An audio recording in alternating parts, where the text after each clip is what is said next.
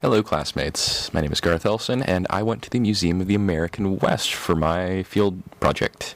It's also known as the Autry Museum, if you know it by that name. So anyhow, I'm going to give you a little background on the museum, and then I'm basically going to take you through my paper. The Museum of the American West was founded in 1988 by Autry. He's the guy in the video here.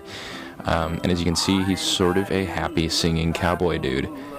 He has 5 stars on Hollywood Boulevard, which is more than anyone else. They're for, radio, records, film, television, and live theatrical performance. He also had a big hat, as you can see. I don't know if I pointed that out enough. And he also owned the Angels for a while. Going through this museum, a big part of it, fittingly, because Gene Autry's, is sort of emphasizing the importance of the cowboy. Gene Autry, when he designed this museum, he had this dream, reading from the site here, to, quote, build a museum which would exhibit and interpret the heritage of the West and show how it influenced America and the world. The way this museum is set up is in such a pattern that you can kind of wander through it and get a sense for kind of where the fact lies, what was actually going on at the time, sort of, but the real emphasis is on the mythos of the whole thing. The whole museum is just around kind of expounding on who this cowboy was, what the West was all about, what the myths were and what they weren't, what kind of changed them, and what the whole character of the area was. And the whole section, there's a whole exhibit called The Cowboy. And it's full of real artifacts, real concrete things. This is one of the saddles from there. It's sort of a preposterous looking thing. It kind of looks like something out of a Kiss video. Maybe Mad Max would ride around on it. I think you kind of have to have an ego problem to rock something like that casually. Anyhow, this is also a whip over here. You know, it's kind of got these real concrete things that the cowboy used, but this isn't the cowboy mythos section. This is the concrete cowboy section. Moving on, we can go into the imagination little section here, which is really the more interesting one. If you're sort of into whimsy, this is the one where they've got all these movie posters. This is Gene Autry's cute little chair from the imagination section.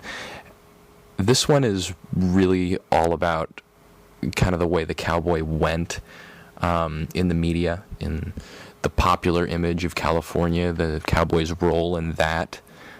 It's got just kind of pictures of things, movies of things, cowboy recordings, little guitars, people smiling. It's really the cowboy mask. You know, guys with big mustaches. I guess real cowboys probably had them too. Big furry things, those mustaches. But it's not as concrete as, say, something like the cowboy exhibit. There was also sort of thrown in as a token thing, I feel, because it's a little weird walking through the museum. One of the things I noticed, and one of the things they probably noticed, and the reason they threw what I'm about to talk about in, is the museum is very, very masculine-centric. If you look at sort of the imagery of the cowboy that's presented here, there's never a cowboy having a sort of a hard time of it. You know, maybe times are tough, like they're wrangling a bunch of cattle. Here's a picture of a guy wrangling a bunch of cattle. Here's a bunch of guys wrangling a bear. You know, they're kicking. They're taking names. They're getting that bear right where they want it. And the cowboy is just this big thing that they build up. It's a very, very masculine thing, the whole exhibit. You know, there's whips, there's guns, there's badges, there's, you know, gruff-looking men.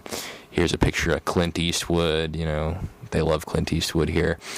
And what they added to kind of balance that out was this special exhibition.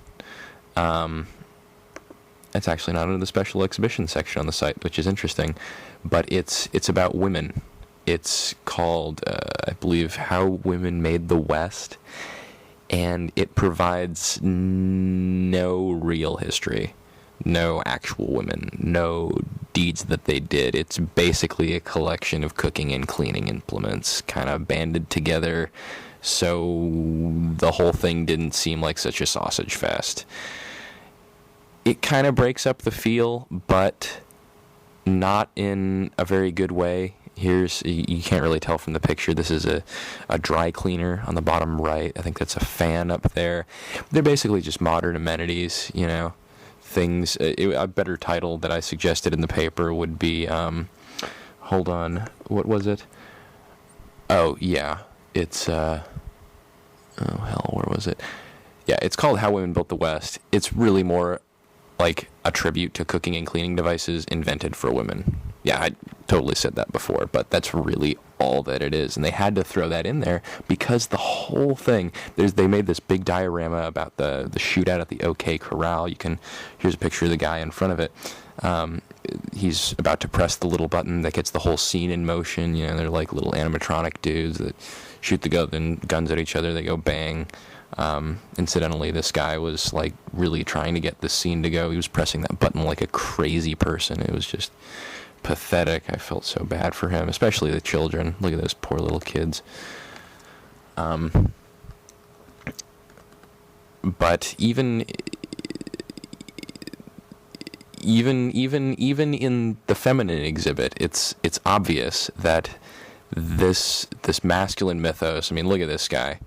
Just to kind of throw this in for a point, the guy with the Fonzie pose, there's the old man reading the paper, the stereotypical wise-looking old man, and, there's really not a woman in there. And here's another, no woman. Oh, there's a couple. They're like pretty Native American girls.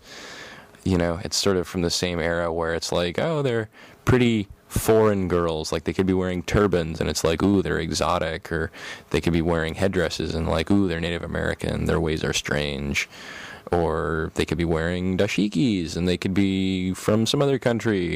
It doesn't matter. They're foreign, they're exotic, they're women, they're new, they're novel, there's something you don't have in your life, they're objects, doesn't matter.